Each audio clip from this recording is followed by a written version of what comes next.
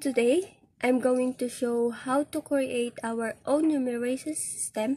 Instead of using regular numbers, we'll use fun symbol to represent them. We'll be working with a base pair system. In a base pair system, we will have 4 digits, 0, 1, 2, and 3. But instead of writing numbers with digits, we're going to use symbols. Here the flower represents 0, the lightning represents 1, the water drop represents 2, and the fire represents 3. This table shows how number can be written in different ways. On the left, we have numbers in base 20, which is just regular counting. In the middle, we have the same number converted into 4, base 4. And the one on the right, we will replace those base 4 digits with our special symbol. So for example, the number 5 in base 20 become 11 in base 4, and with the symbol that to lightning. What the place value represent? Since we are in the base 4, place value increase by power of 4. Rightmost digit 1, 4 raised to 0 is 1. Next digit is 4 raised to 1 is equal 4. And the next digit is 4 raised to 2 equals 16. And the last is 4 raised to 3 equivalent to 64, and so on. Example, one water drop and 1 lightning, which is 2 then 1 in base 4. Water drop is equivalent to 2 times 4 and plus 1, which is lightning, equals 9. Okay, now let's proceed to the addition table. Here our numeration system. Flower equals to 0, lightning equals to 1, water equals to 2, and lastly the fire equals to 3. In the left side of the table, in front of you, i-add mo lang siya sa bawat column na nasa taas. Yung numeration system na natin nasa taas. I-add mo lang siya. Example, flower plus flower equals to flower. Then, flower plus 2 lightning equals to lightning. Flower plus 2 water equals to water. Flower plus 2 fire equals to fire. Then, next natin yung the left side, lightning naman. Then, ganun din sa water, then dun sa fire. I-add mo lang siya dun sa taas na numeration system din. Sa bawat column, i-add mo lang siya. Next, proceed tayo sa examples para mas maintindihan natin. Then, water, lightning, plus fire, and water. Water, itatimes natin sa base 4 or the 2 times 4. Tapos, i-add lang natin yung lightning na 1 equals to 9. Then, next, fire and water. Fire, itatimes natin sa base 4. Then, add lang natin yung water or yung 2 equals to 14. Formula, 9 plus 14 equals to 23. Then, yung final answer ay convert natin sa base 4. 23 divided 4 equals to 5, remainder 3. Then, yung answer dito sa dinivide natin ay next naman na i-divide ulit natin sa base 4. 5 divided 4 equals to 1, remainder 1. Then, ganoon din, 1 divided 4 equals to 0, remainder 1.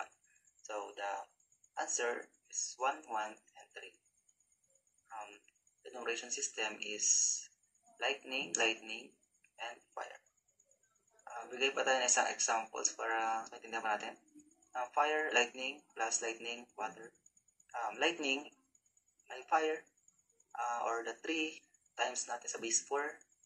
Then, lightning, i-add lang natin yung lightning, equals to 13. Then, lightning, times natin muli sa base 4. Then, add lang natin yung water, equals to 6. Formula 14 plus 6 equals to 19. Then, yung answer natin ulit ay convert natin sa base 4. 14 divided 4 equals to 4. The remainder 3. Then, answer natin doon ay i-divide natin sa base 4. 4 divided 4 equals to 1, remainder 0.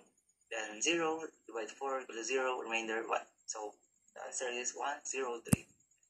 In the numeration system, lightning, flower, and fire. Next, proceed naman tayo sa subtraction table. Parang ganun lang din kagaya ng sa addition. Dito naman ay subtraction. Example natin, flower minus flower equals to flower. Lightning minus flower equals to lightning. Water minus natin sa flower equals to water. Fire minus natin sa flower equals to fire. Ganun lang din. In the left side of the table, in front of you, ay i-subtract lang natin sa bawat column na nasa taas ng table yung mga numeration system. I-subtract lang natin. Example pa natin. Flower, in the left side of the table, i-subtract natin sa lightning. Equals to x kasi negative siya. Kaya x na nalagay. Then, lightning, minus natin sa lightning equals to flower. Water, minus natin sa lightning equals to lightning. Then, fire, minus natin sa lightning equals to water. Then, in the fourth column naman, flower, minus natin sa water equals to x kasi negative din ang sagot niya. Then, lightning, minus water, ganun din. Water, minus water equals to flower. Fire, minus water equals to lightning. Then, in the last column, flower, minus natin sa fire equals to x kasi negative din. Sa lightning, ganun din. Sa water, ganun din. At sa fire, minus natin sa fire equals to flower. Then, proceed tayo sa examples para mas mag-gets. Water, fire, lightning, minus lightning, water, lightning. Water times natin sa 16. Paano nakuha 16? Ito ay base 4 raised to the 4th power, or yung base 4 times natin sa 4 equals to 16. Then, fire times natin sa base 4. Then, yung lightning, i-add lang natin yun. Then, 32 plus 12 plus 1 equals to 45. Then, next, 1 lightning, water, lightning. Lightning times ulit natin sa 16. Then, water times natin sa base 4. Then, add lang yung lightning. 16 plus 8 plus 1 equals to 25. Formula, 45 minus 25 equals to 20. Then, yung answer natin yun ay convert natin sa base 4. So, 20 divided 4 equals to 5, remainder 0. Then, yung 5 naman, yung answer ng 5 naman ang ating i-divide sa base 4. 5 divided 4 equals to 1, remainder 1. Then, 1 divided 4 equals to 0, remainder 1. So, the answer is 1, 1, 0. For the numeration, in the numeration system, lightning, lightning, and flower. Magbigay pa tayo ng isang example. Fire, water, lightning, lightning, minus water, lightning, lightning. Fire times natin 64. Paano ako 64? Ito ay base 4 raised to 16, or ang base 4 ita-times natin sa 16. Then, 2 times 16. Paano naman ako ang 16? Ganun din kagaya kanina. Base 4 raised to the 4th power. Then, 1 times 4. Then, add lang natin yung 1 lightning. 192 plus 32 plus 4 plus 1 equals to 229. Then, next, water, lightning, lightning. Water times natin ulit sa 16. Tapos, lightning times natin sa base 4. Then, add lang natin yung 1 lightning. 32 plus 4 plus 1 equals to 37. Ang formula, 229 minus 37 equals to 192. Then, yung answer na 192 ay divide natin sa base 4. Then, 192 divide 4 equals to 48, remainder 0. Then, second yung answer sa divide natin ay divide ulit natin sa base 4. 48 divide 4 equals to 12, remainder 0. Then, 12 divide 4 equals to 3, remainder 0. And then, 3 divide 4 equals to 0, remainder 3. So, the answer is 3, 0, 0, 0 in base 4. In numeration system, fire, flower, flower, flower. What do you think advantages or disadvantages of your system? One advantage of my system is that it is very visual and creative. Using emojis such as flower, thunder, water, and fire makes math fun and engaging, especially for beginners or younger learners. Emojis are also easier to remember than plain numbers because they are pictures, and pictures usually stay longer in our memory. This system also encourages creative thinking, showing that numbers can be represented in different and exciting ways. It also connects math to modern technology, since emojis are something we use every day in chats and social media. The biggest disadvantage is that my system is not very practical for real life or advanced mathematics. For example, solving problems in fractions, algebra, or large numbers would become confusing if we used emojis. Another disadvantage is that it is not universal. Only people who learn this system would understand it.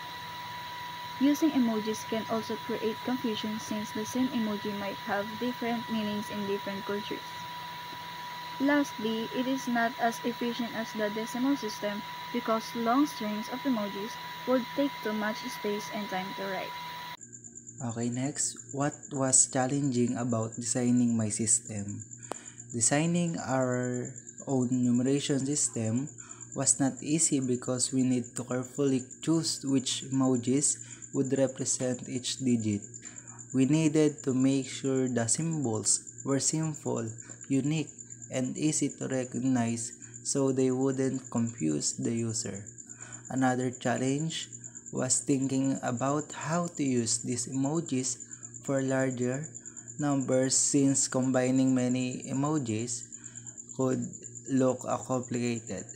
We also had to make sure the system could be explained clearly enough for others to understand and use without difficulty.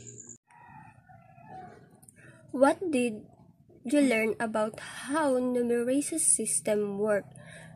Through this activity, we learned that numeration systems are built on two important things, symbols and rules.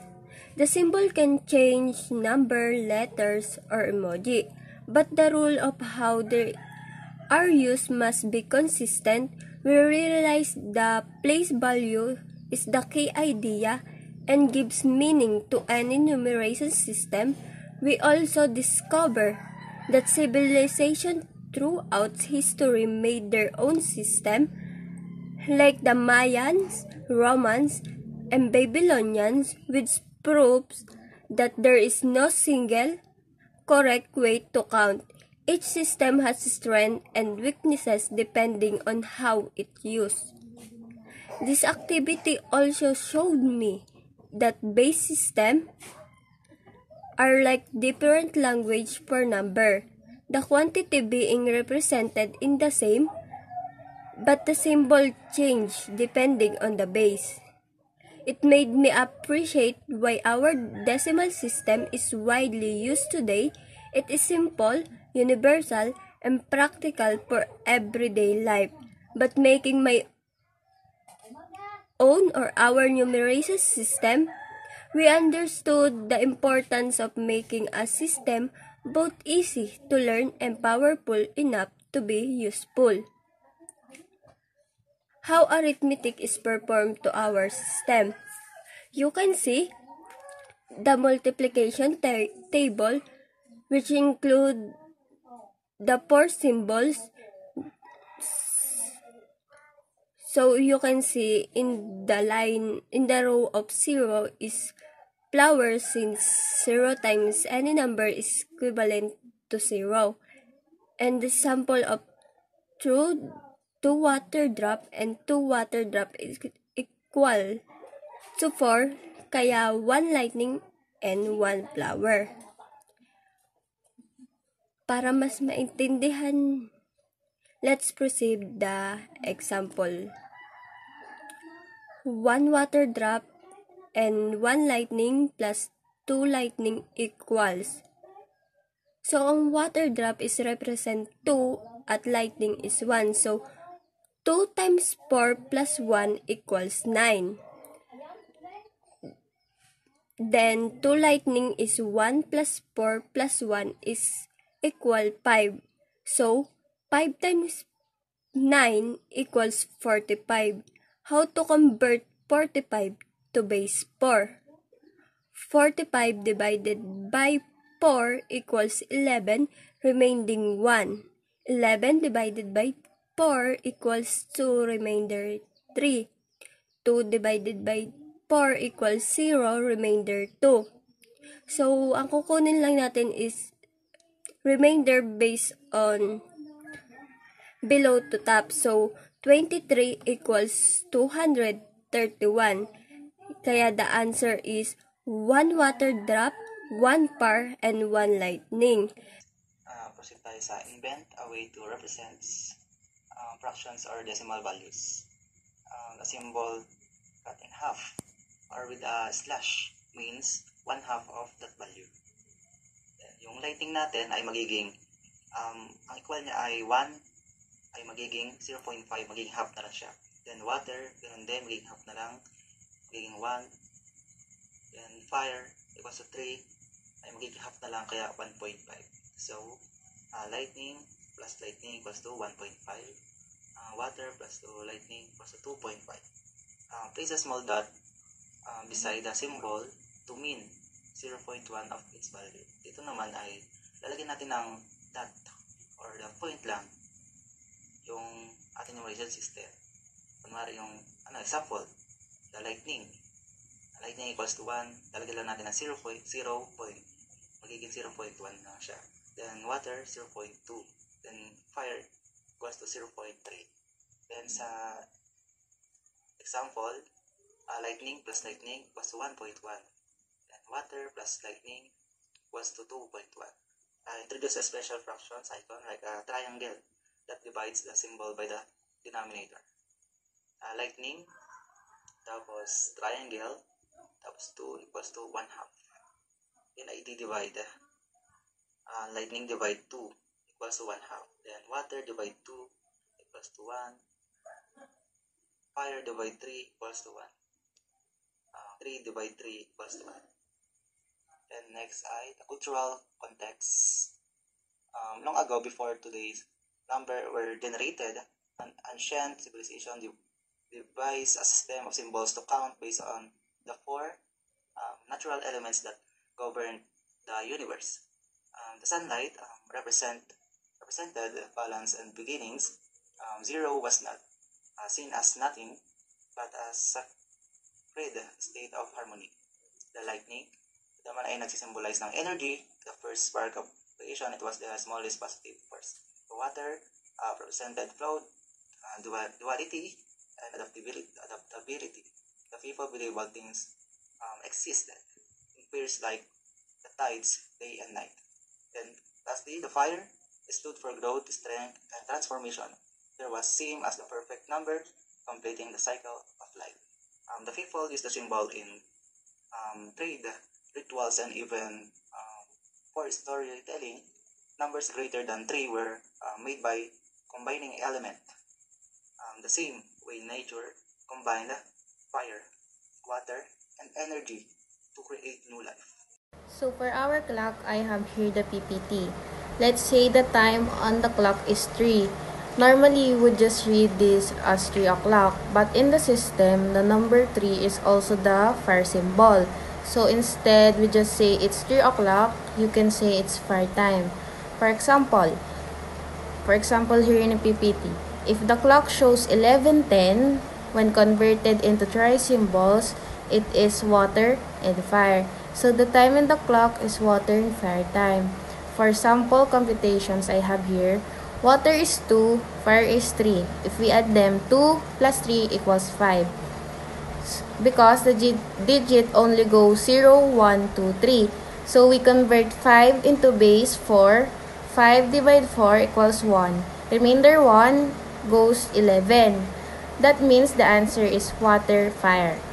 So we say water and fire is 11 in base to 4. And then the flower is equal to 0.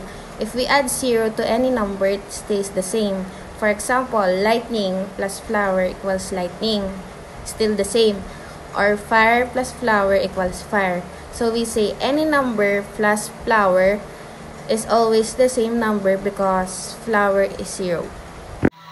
To conclude our presentation, let us explain how our emoji calendar works in detail. In our system, we use base 4 number system. Each digit is replaced with an emoji. Flower represents 0, thunder represents 1, water represents 2, and fire represents 3.